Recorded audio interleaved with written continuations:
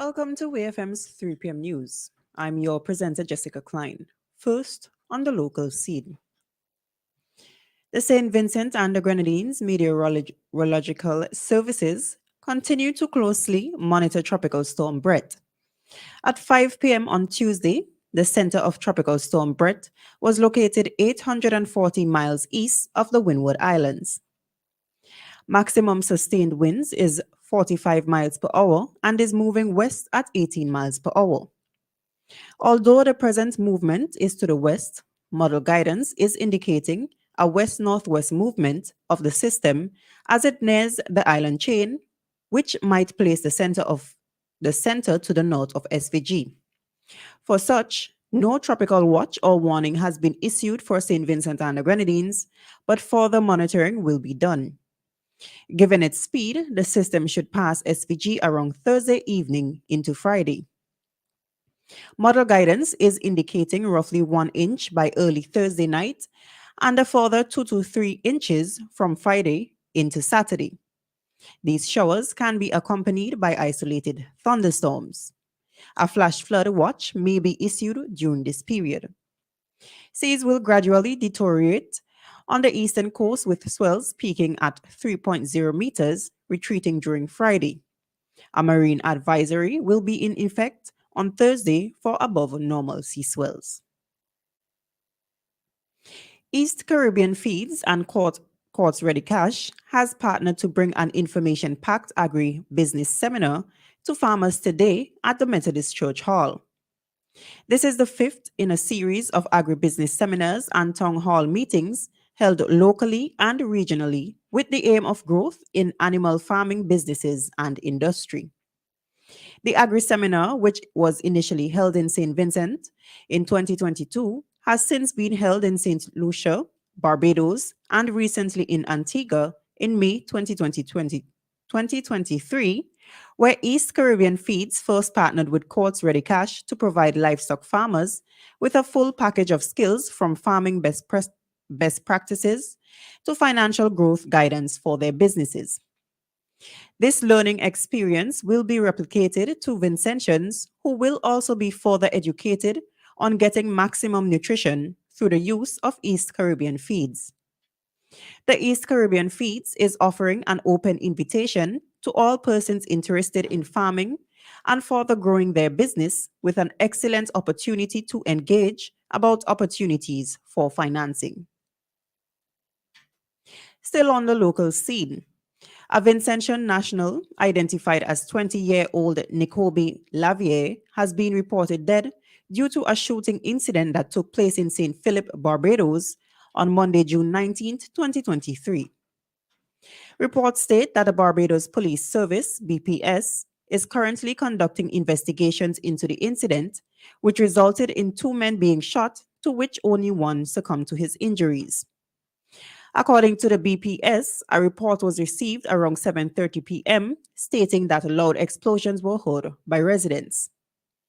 Police responded where they found the lifeless body of an adult male which was on the ground.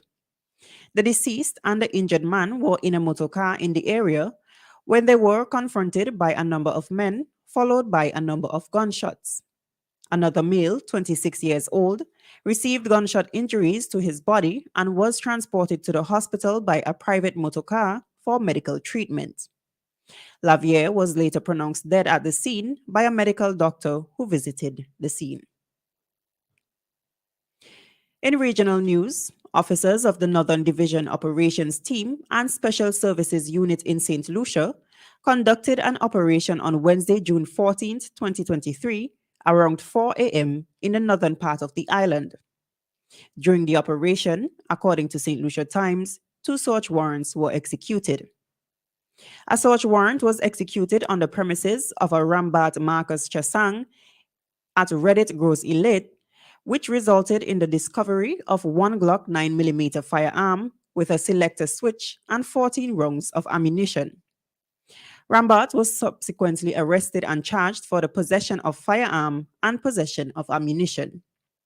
On Thursday, June 15, 2023, he was escorted to the 1st District Court for bail purposes and he was remanded to the Baudelaires Correctional Facility.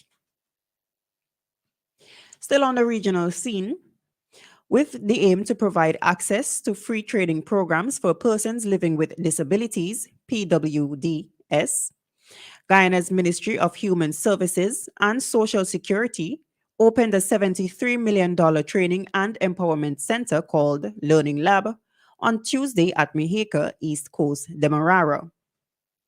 According to Guyana's Minister of Human Services and Social Security, Dr. Vidya Prasad, during her remarks at the opening ceremony, the top-notch institution was well thought out and it is evidenced by its design, setup, and placement. The training lab will not only consist of facilities to train PWDS to move from a state of dependency to financial independence, but it will also aid in job creation and essentially improve the quality of life of Guyana's population. According to the minister, the government is currently working on a digital database to ensure that PWD across Guyana are identified and that their needs are known, so authorities could be responsive and preemptive rather than reactive. And on the international scene, a large explosion in central Paris has left at least 16 people injured, 7 more critical than others. The blast is reported to have taken place in a building next to the Val de Grace Church in Rue Saint-Jacques. A building next to the church was engulfed by flames, and much of it appeared to have collapsed. According to witnesses, there was a strong smell of gas before the blast. French prosecutors, meanwhile, said the cause of the blast had not been determined. The building hit by the blast housed an international design school and the headquarters of the Catholic education system. The area has been sealed off by police, and a major rescue effort is underway amid fears that there could be more potential victims under the debris. This has been WEFM's 3 p.m. news. I have been your presenter, Jessica Klein. Join us at 5:30 p.m. for WEFM's evening news, and we thank you for listening.